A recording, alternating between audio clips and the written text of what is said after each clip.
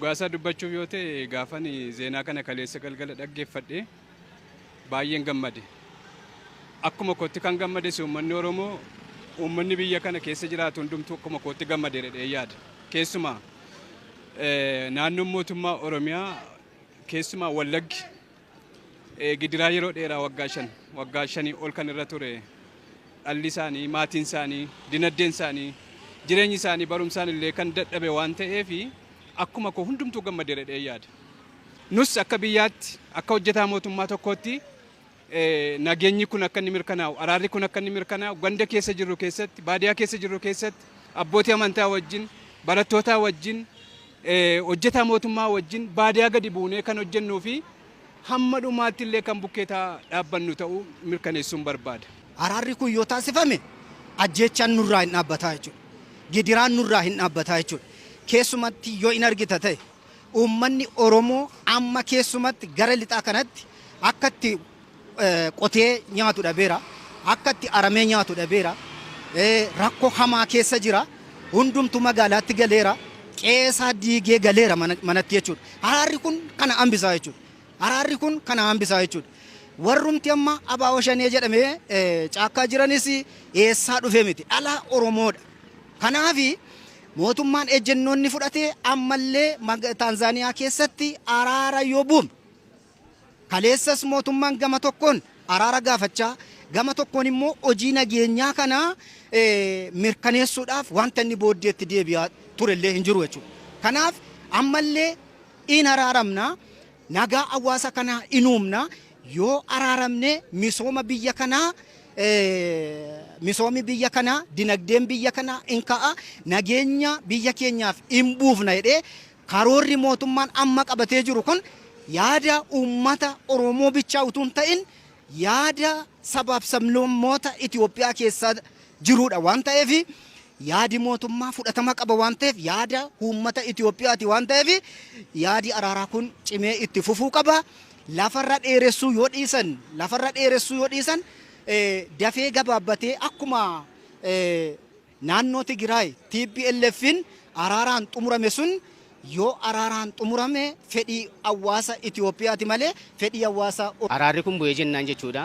Uummanni keenya ikoonomiin lixa kana keessa jiru, albuudii lixa kana keessa jiru, hojiin misoomaas itti fufaa, piroojeektiin garaagaraa kanaan dura addaan citee ture itti fufaa. Kanaaf gara fuulduraatti beellami qabame kuni dafee atattamaan utuu xumuraniin jedha. Nama gurguddaa nama beekaa dhabne qabeenya baay'ee dhabne kasaaraan nurra ga'e kasaaraa salphaa miti. Araarri jedhamu kun cimeetti fufuu danda'uu qaba. Mootummaan gara balleessa ta'uu qaba. Haaloo qabachuu hin qabu. Ammas wanni godhamaa jiru gaariidha. Haaloo qabachuu hin qabu. Araarri kun cimeetti fufuu qaba. Milkaa'ina isaatiin mootummaan waan godhu hunda aangoo waan qabuuf kan biyya bulchu isa waan ta'eef waan bal'aa gochuu qaba. Warri caakkaa jiran kunis amma eenyuun waraanaa jira waan jiru namni sammuu isaatti deebi'uu qaba. Eenyuun ni du'aa jiru, eenyuun ni ajjeesaa jiru, eenyuun ni du'aa jiru kan jedhu qaamni caakkaa jiru kunillee sammuu isaatti deebi'uu qaba. Amma eenyuun ajjeesee injifannoo argata. Eenyuun balleessee injifata. Eenyutu injifatama kan jedhu warri caakkaa jiru kunillee sammuu isaaniitti deebi'anii tasgabbaa'anii of dhaggeeffachuutu irra jira jechuudha. Nagaa Waaqayyootu jaallata, hawaasis sana barbaada. Keessuma keessatti gama walitti bu'insa garaagaraatiin dhiibbaan godina keenya keessatti gahaa ture, rakkoo hamaa keessa buusee ture. Dinagdeedhaan hawaasummaadhaan waan garaagaraadhaan teellaatti nu hambisee jira jechuudha. Sababa nageenya hin jirree fi sababa walitti bu'insi yeroo baay'ee keessumaa godinoota keenya arfan keessatti wanti mul'ataa ture sababa nagaan hin jirreef gaagaamaa hamaan nu qaqqabaa ture jechuudha. Waan hundumaan hojii misoomaatiin, hojii hawaasummaatiin, hojii kallattii kamiin iyyuu teellaatti hafnee jirra jechuudha. Waggaa arfan darban kana keessatti booddeetti deebinee waan hundumaa lubbuun nama meeqaallee lubbuun qaqqaalii ijoollee dargaggoo wallaalaan ola deemaa jaartiin itti wareegamanii wantoota hin barbaachifneef wantoota garaagaraa faayidaan malleef jecha lubbuun namaallee baay'een itti wareegamee jira. Misoomni illee gufatee jira godina keenya keessatti.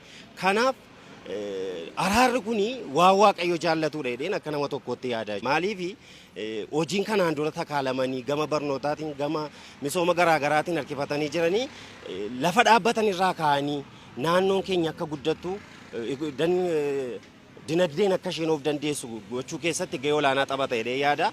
Kanaaf nus akka hawaasa tokkootti qaamoleen garaa jiran qaami hawaasaa hundumtuu lafa jiru dhaabbatee tumsa barbaachisaa godhu galma gahinsa araara kana akka tumsu mootummaa cina dhaabbatee namni lafa jirutti abbootii amantaas haa ta'u qaami kamiyyuu hawaasi garaa mootummaa cina dhaabbatee araarri kun nageenyi kun bu'ee akka inni galma gahu hundumtuu tumsa isarraa barbaachisu akka inni taphatu dhaamuu barbaada.